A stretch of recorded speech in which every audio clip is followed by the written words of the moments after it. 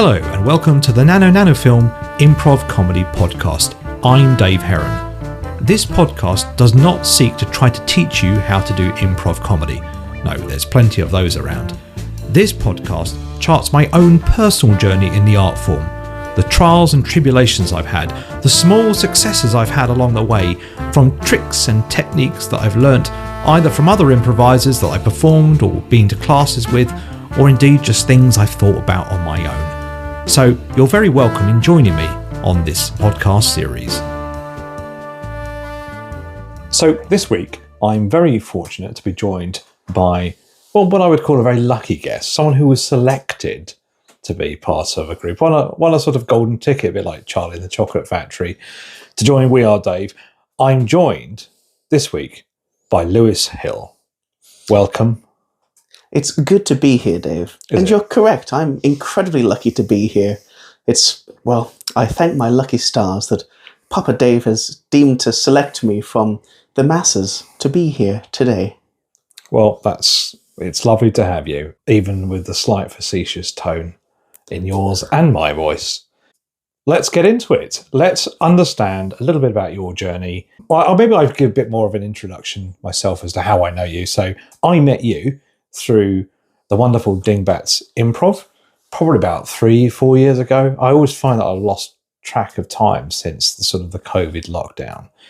But I met you after that, and a distinct memory for me was you wearing a golden suit. Now, to be very clear, not real gold. That would have been super impressive. But a wonderful gold suit. And I think it was at the Ding Jam or something.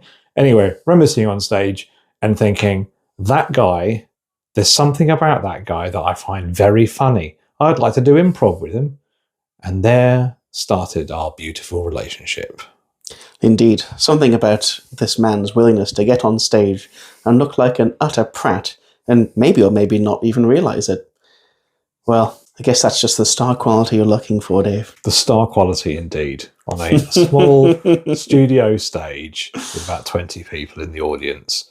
But that was the first time I saw you perform, and I remember thinking, yes, your improv's great. And to be quite honest with you, I've seen so much improv from you since, both sort of the short form, sort of quick fire games, very good.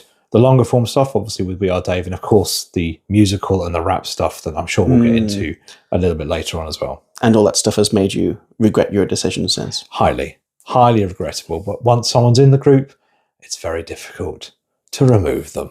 Yes. And you sort of have to save face by inviting them on your podcast. I'm pretending that I enjoy their company. Yes. So let's start at the beginning. Can you tell me a bit about how you got into improv? So how did you see this? Where did it all come? I genuinely actually don't know this, but it sounds like a setup. Like, I know the story. I don't know how you got into Dingbats and how you found it and what inspired you. So I first discovered improv at university, where I joined the Improv Society for a few weeks and found it incredibly clicky. People had very set ideas of what kind of improv they wanted to do, and despite it being open to newcomers, you would get yourself blocked or, in a couple of cases, just killed right at the beginning of a scene, and you have to sort of just lie there for the rest of the scene. Jolly good fun. And fast forward a few years on, I arrived in Crawley, which is where Dingbats is, and I didn't really have any friends locally. And my girlfriend, Jess, found that and said, oh, you used to do improv, and seems like a pretty social thing. So there I was, a few years back, with no local friends, really below average penis. And would you just look at me now? I have loads of friends. That's right. Penis problems still remain. Improv can't sort everything, can it? Well, if anything, it's gotten smaller. You don't have to rely on it so much. I like making Dave go back and edit things, but I kind of hope he doesn't edit this. This is not being edited, this bit, so forget it. So that's interesting, that bit of the journey, isn't it? The start. A lot of people have this, particularly with university groups. You've got very dominating comedians at university. You've got people who don't quite understand the art form, because I think the art form, personally myself, I've I had to grow a lot with it, and moving away from it's all about me to suddenly actually it isn't about me. It's about the shared experience. So it's strangely quite common that a lot of people have that kind of university experience and then still want to try it after they haven't had their confidence knocked, still want to go and do it afterwards as well. So that's obviously there must have been some positive things that you actually got from doing some of that university stuff. I guess the most charitable thing I could say is that it's provided a foil to the kind of improv we do at Dingbats. Because I've seen what... It's not even that the improv they were doing was bad improv. It was just behind the scenes so unwelcoming and unwilling to nurture new talent, which is absolutely Dingbats' number one quality. Like, they will take anybody who's interested and show them the world of improv. And me knowing what a group is who doesn't share that philosophy, it's really night and day when it comes to learning a new art form and doing it among enthusiastic peers and patient teachers. Yeah. When I've talked previously about stand-up comedy, that's just far more cutthroat, right? And because the dependency is you've got to deliver a joke, if it doesn't work out, an audience and indeed other performers just check out immediately. With improv, you don't have that really, because people are very, as you say, the community is quite supportive. So you can go on and experiment, and some things work and some things don't work. And then some things work that you just didn't expect would work as well. So I agree with you. It's something that I've certainly found is it's just a very supportive and developmental environment. It's interesting you mentioned the difference between improv and stand-up. It reminds me of something I've been reading about lately, about the difference between very difficult and impossible. In stand-up, it's very difficult to make a proper career out of it and to, earn a living through it. Improv, I think everybody has collectively agreed it's basically impossible unless you're shoot from the hip or other massive players. And when things are very difficult but possible, there's so much more tension and pressure to get things right. But when it's impossible, there's a massive weight released. That's really interesting. I'd never thought about that. I guess I knew that, as you say, making a career out of it is very, very difficult indeed. That it requires hours and hours of teaching, paid performances and that sort of thing. I hadn't really thought about it in terms of thinking that it released a lot of pressure. I guess to a certain degree it does, because you're just doing it for the sake of art, in the way that something like, I don't know, art itself might be, unless you putting a lot of pressure on yourself to become a famous artist and sell your stuff. And I'm not saying that people don't have some level of aspiration to that, because who wouldn't want to be doing paid gigs? Who wouldn't want to be selling their art? But I hadn't really thought about it in terms of the pressure just being off, and therefore that creates that very supportive environment where there isn't that sense of competition, because we're all in the same boat here. We're all not necessarily going to make money from it, but it's going to be, as you say, almost impossible to do that. That leads me on, I guess, now to thinking about Dingbats itself. So I guess when you first started doing improv, what were the sort of things that you found easy to do or easier for yourself to do? And then what sort of things did you find particularly challenging and why? So I have a fairly strong background in magic, not the Gathering, more rabbits and hats type magic. So performing was something that was pretty natural to me. And I've done a lot of thinking about what do audiences find worthwhile. So being able to get up on stage and do things that I think an audience would be interested in, that part I think has been fine for me. Like every improviser who's been doing it a while picks those up, but it was a nice little boost at the start for me.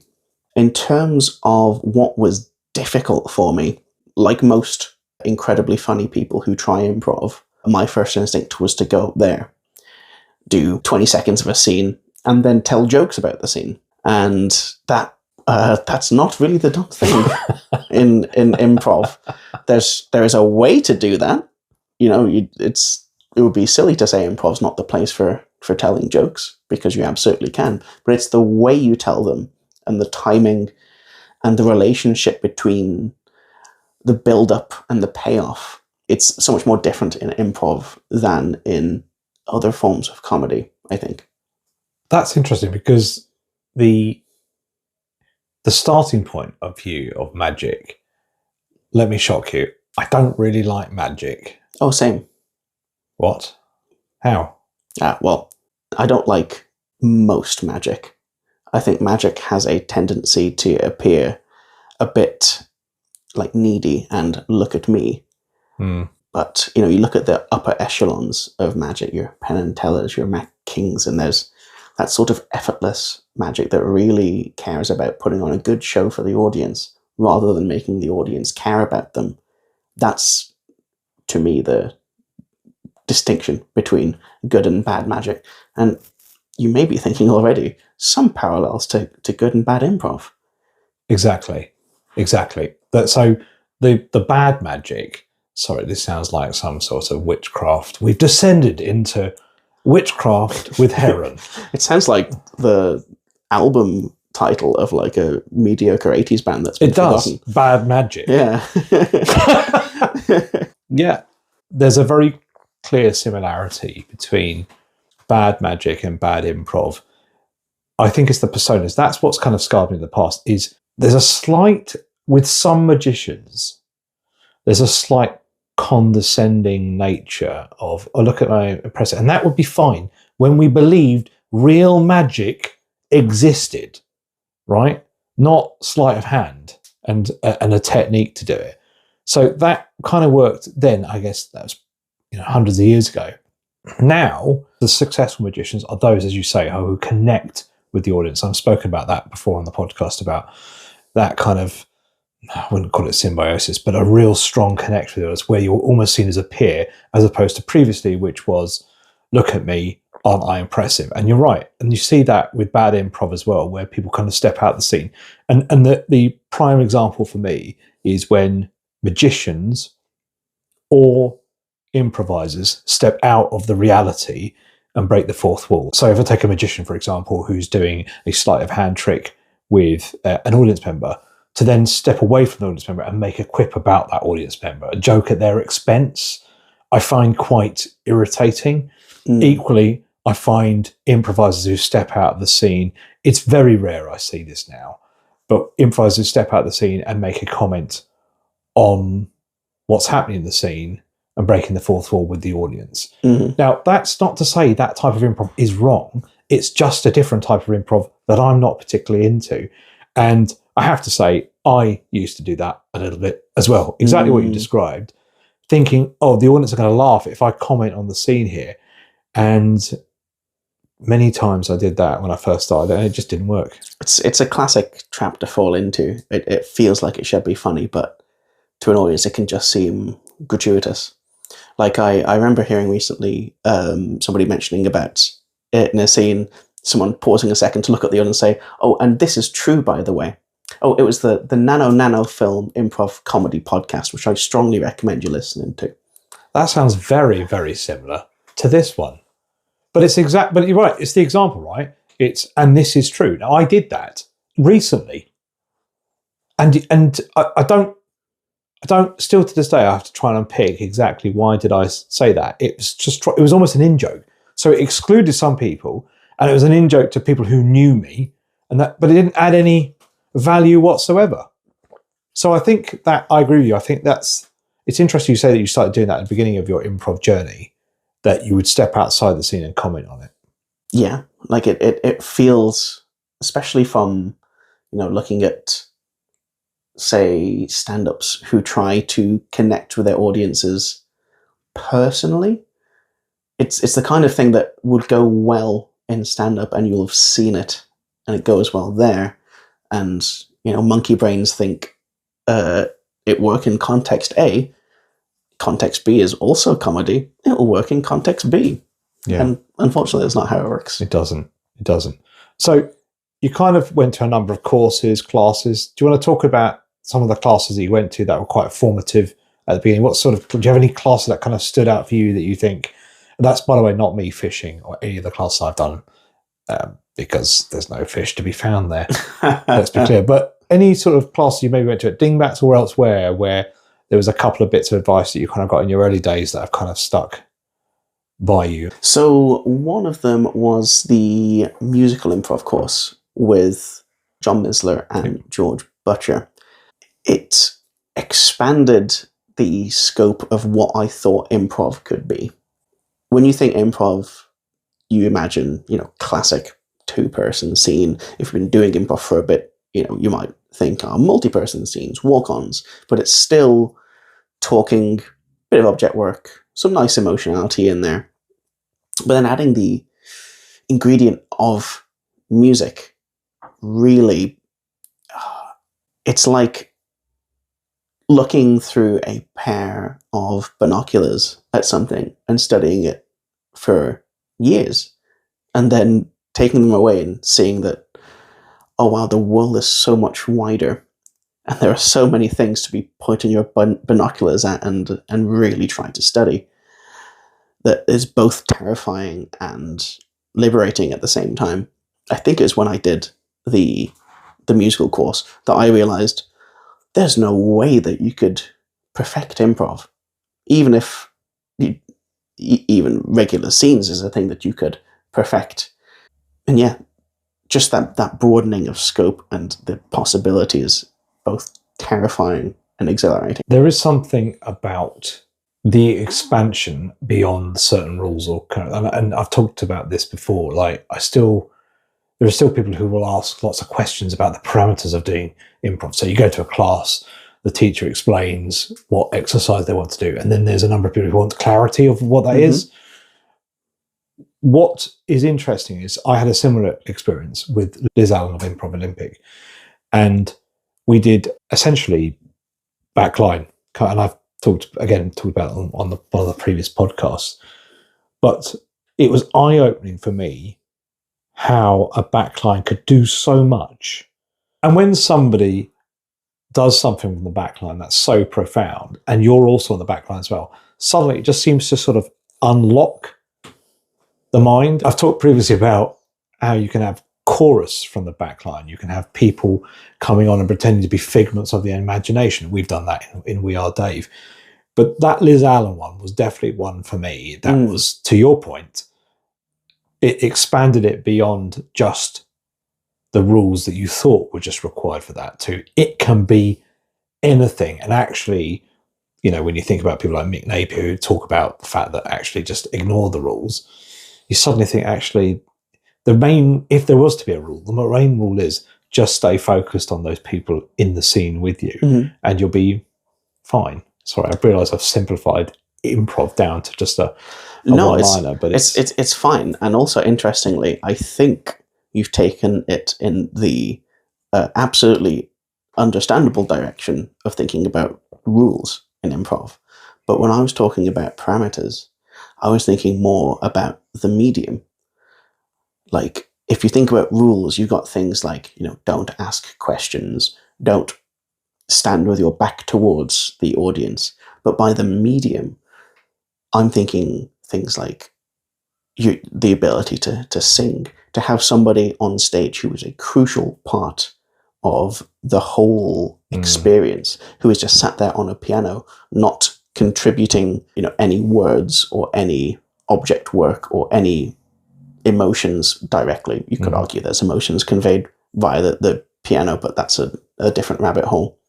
When it comes to actual rules, I absolutely take the Mick Napier view that rules are there because we have seen good improv and we've seen bad improv, and we try to associate different facets to those and say, oh, that scene had a lot of questions and that was bad, therefore questions must be bad. But like a lot of things in art, too much prescriptiveness is just going to kill it.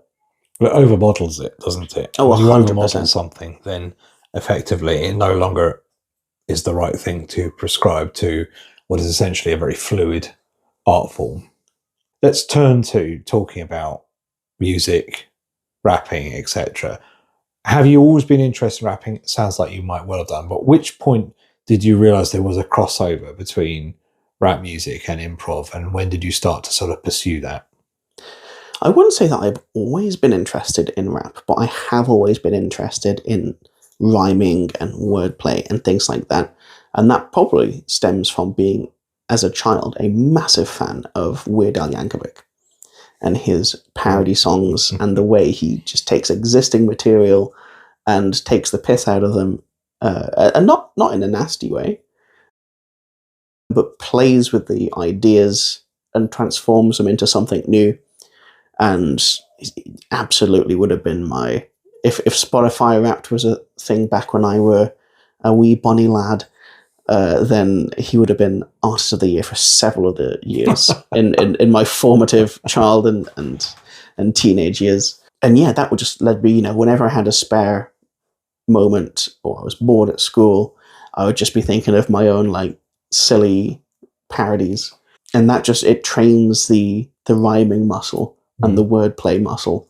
And then when I encountered hip-hop improv and musical improv, I was finally thinking, oh my God, there is a use for this. When did you first come across that then? So with hip-hop, this was at Track 96 over in London. Yep. A friend told me about them, recommended their workshops, and I went, and my mind was blown. It was a 3-hour session, and I don't think I'd felt quite as worn out after that in years. It stretches your brain in such an interesting way and is so well suited to those silly little things that I've done for years growing up. And it was almost cathartic to have a place where that kind of thing is not only accepted, but useful. That's so lovely to hear, because it is quite a niche. Improv is niche, right, in itself, right? Let's slice the pie even smaller. Well, absolutely right. Explain to people that We Are Dave is essentially an improvised play. Technically, someone could argue and say, well, as its current form is not a play, but how else would you describe it? People sort of said, do you get heckled? And people have sort of said to me, like, what are your jokes? And it's like, it's not stand-up. But it dawned on me recently that improv is a very niche art form, particularly the long form. Anything outside of Whose Line Is It Anyway, where those sort of short form, quick fire games in a game show style format, which was obviously through the late 80s and 90s. But anything outside of that, it's a very niche art form. And then, as you say, you're taking an even smaller slice of the pie there. It's interesting you mentioned that, because while improv is absolutely niche, you don't get people whose main hobby is like going to improv shows, but so many incredible performers and comedians have a strong background in improv, like like Steve Carell, your Amy Poehler's, your Mikey Lewis's, all have a strong background in it. So it's bizarre that it's not bigger. It is odd. There's a sort of a longevity with improv with some people. Some people just do it as a bit of a fix, and you can see that through classes and courses, either at Dingbats or Hoopla or the FA, or even down at Brighton as well, and anywhere else around the globe. There are clearly people who just go through the motions of attending courses and say, right, they've done the level 1, 2, 3, 4, and 5, and then you never see them again. Maybe there's other things take over. Maybe they just don't get into a group and therefore go, well, I've got a bit of a commitment issue here as well. So you then get those people who've got like real staying power, who really do love the shared experience of the art form and the fun that the community has with it as well. But yeah, lots of people do it initially and then kind of fall away, and therefore itself, the sort of more niche parts of it, like the rapping, the hip-hop improv, the musical improv, they get sort of almost kind of forgotten about until you see someone like Showstoppers doing it. You're like, oh my word, this is the most amazing thing I've ever seen. It's like, well, actually, there's probably quite a few people doing musical improv, except those people took it to the West End and did exceptionally well with it. So that was kind of where it sort of started. I guess, are there things in musical or hip-hop improv that you find challenging, particularly? Because you've seen, when I've seen you do it, that an absolute sort of whiz at it. You're sort of great at sort of just stepping in and doing it. But are there things that you find particularly challenging? And if so, what are they, and how have you tried to sort of address them? Oh, Dave, you sycophantic dickhead. Yes, there are things that are difficult. One thing that I'm currently working on is overcoming and you'll like this one, Dave, my Britishness. All right. It's something that you see a lot in regular improv as well, where people are just being too polite. They will create space for other improvisers to add their ideas. But sometimes the kindest thing, and the most impressive thing to an audience as well, is to just be bold. Make the space for yourself. Every other improviser has the ability to do that. And if every improviser is, going in with bold offers and creating space for them, then yes, there's a problem. They'll be talking over each other. There'll be clashes of ideas. But particularly when you know the people you're performing with, you'll know when they're going full bold mode.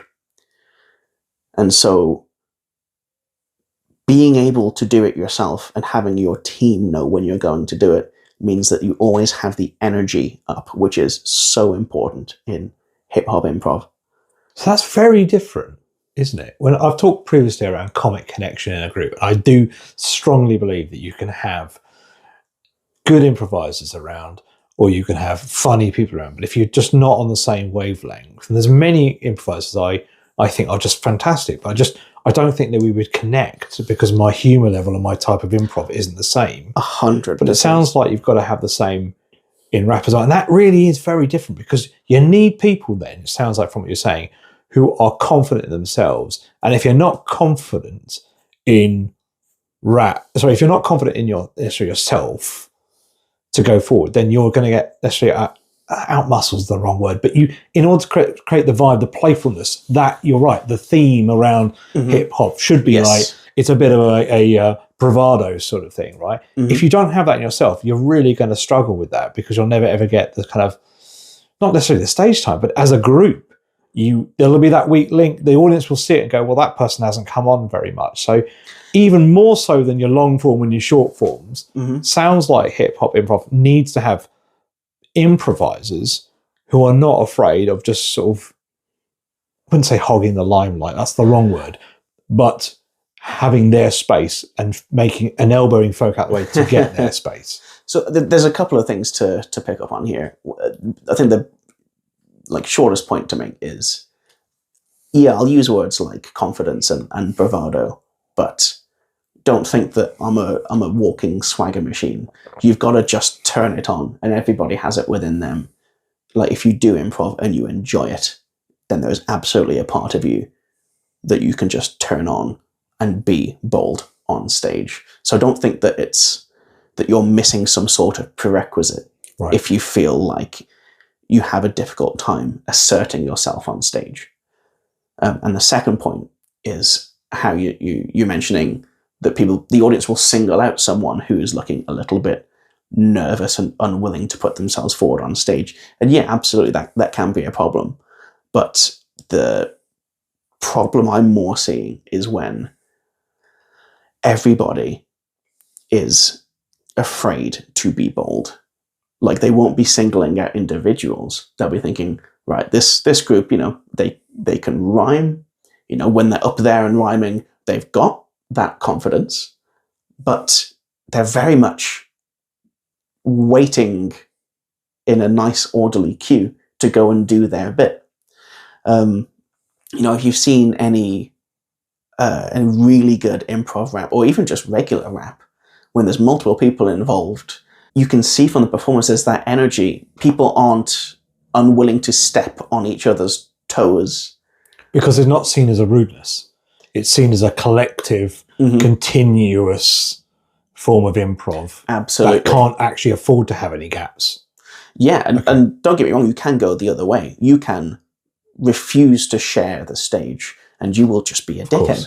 But the bar for that is much higher than in regular improv and probably much higher than you think it is. In fact, if you're thinking about, am I sharing the space enough at all, odds are you're probably doing a good job of it. It's interesting though, because I personally find musical and definitely maybe musical and better at now, and that's through Gamez, who really helped me with that, particularly Ryan, who I also know does Music Box, I think, as well at Hoopla. He's just a lovely, lovely guy. And he gave me a lot of confidence when I was doing the musical stuff. So I feel fine. I'm definitely not a musical improviser because I haven't practiced it enough, but I would feel confident going on stage, being part of a chorus, doing something improvised. That's fine. But I tell you, doing hip hop improv scares me. And already I'd know that I would have to force myself to overcompensate for that, I guess, innate fear that, oh, I haven't got a rhyme here, I haven't got it. And you can sometimes see it in other people's faces that they're thinking about the words, but they're not really in the room, they're just in their head thinking about it. And I worry that I do that sometimes as well. So I think you've already got that natural, innate nervousness of, oh, I've got to rap, and getting over that. But if you feel confident, I guess, in that anyway, which you do, then I guess that's probably something that, does that play a part in it? Or do you just don't even think about it? You just think, oh, actually, I can do this. This is fine. There's always that nervousness, right? Like when you're doing long form rapping, it's a bit of a loose term. I'm talking about when you have to rap for, 4 bars, 8 bars. We're talking 20 plus seconds uninterrupted. You're not going to have, 4 pairs of rhymes in your head. And if you did have them in your head before you started rapping, you're sure as shit not going to hold on to them for the entire time. So you have to have a confidence in yourself that you can make it up on the spot. Shock horror, just like the improv. And while it's a slightly tangential point, is that if you are worried about not rhyming, take solace in the fact that you don't need to be rhyming all the time in rap. If you have somebody who rhymes every time, but they are quiet, their stage presence is small, they're clearly nervous, they are going to be an almost objectively worse performer than one who maybe never even rhymes at all, but they've got the bravado, they are, expressing the relationships in the scene or in the group, if you're rapping, depending on the game, and just enunciates and connects with the audience. It doesn't really matter if you can't rhyme. Yeah, it's absolutely lovely if you can, but if you're in the middle of a bar and realize that you don't have a rhyme, the best thing to do is to just continue as your character. Like, finish your point. Don't worry if you don't have a rhyme. And I've seen you do that, although I would say 99% of the times I've seen you rapping, you've always got something there and it's fantastic. But I have seen it when you haven't. An extremely rare occasion, and you just carry off like you meant it. I mean, so much of the time I've managed to pull something out of the bag at the last minute.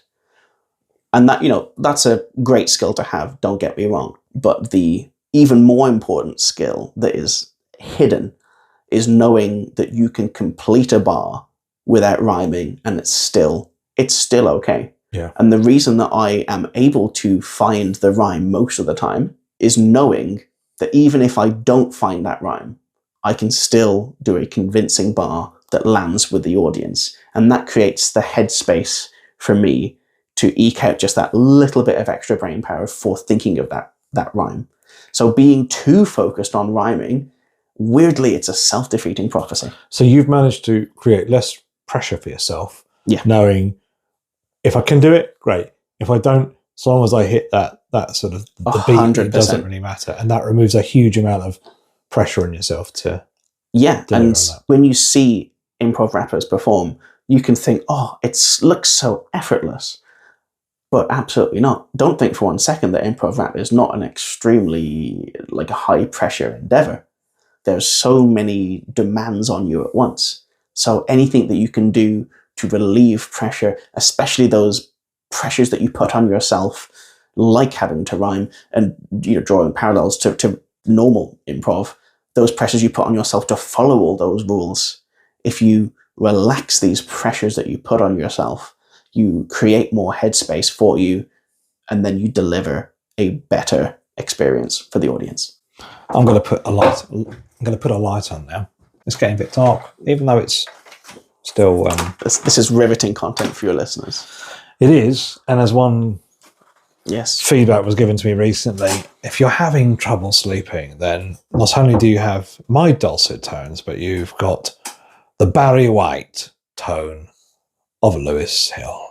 Oh, yeah. That is quite thought-provoking for me. The only commonality between hip-hop improv and long-form improv is the word improv. Because there were two things that struck me when you were sort of saying that there. The first is the fact that you need to be on stage, right? You need to have that kind of presence. And that's fine once in a while, but in long form, you do need to be very mindful. That's not to say in hip hop you aren't mindful. You have to be acutely mindful because the same problems might exist. But you still have to be more measured, I think, in long form.